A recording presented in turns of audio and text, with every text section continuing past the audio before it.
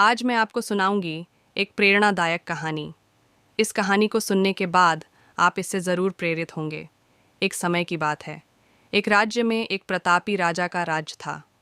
एक दिन उसके दरबार में एक विदेशी आगंतुक आया और उसने राजा को एक सुंदर पत्थर उपहार स्वरूप प्रदान किया।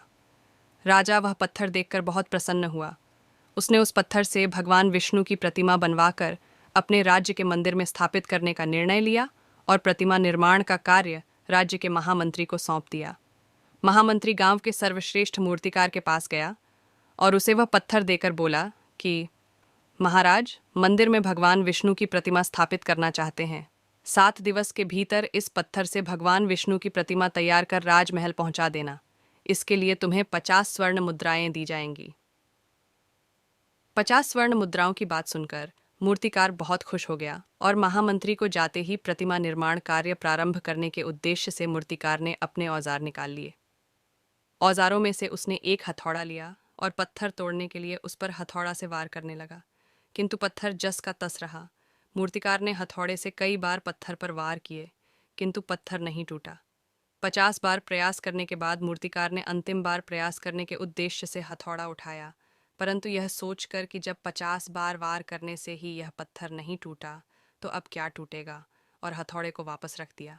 फिर वह मूर्तिकार उस पत्थर लेकर वापस महामंत्री के पास गया और उसे यह बोलकर वापस कराया कि इस पत्थर को तोड़ना नामुमकिन है, इसलिए इससे भगवान विष्णु की मूर्ति नहीं बन सकती।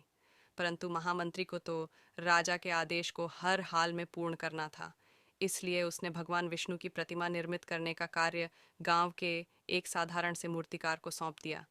पत्थर लेकर मूर्तिकार ने महामंत्री के सामने ही उस पर हथौड़े से प्रहार किया और वह पत्थर एक बार में ही टूट गया।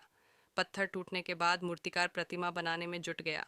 इधर महामंत्री सोचने लगा कि काश पहले मूर्तिकार ने एक अंतिम प्रयास और किया होता तो सफल हो जाता और 50 स्वर्ण मुद्राओं का हकदार बनता।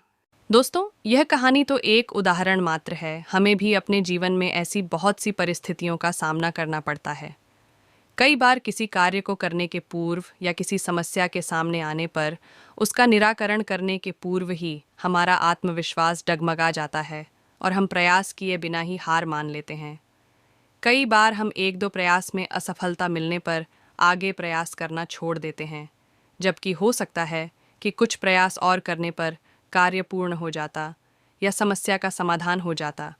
यदि जीवन में सफलता प्राप्त करनी है तो बार बार असफल होने पर भी तब तक प्रयास करना नहीं छोड़ना चाहिए जब तक सफलता नहीं मिल जाती।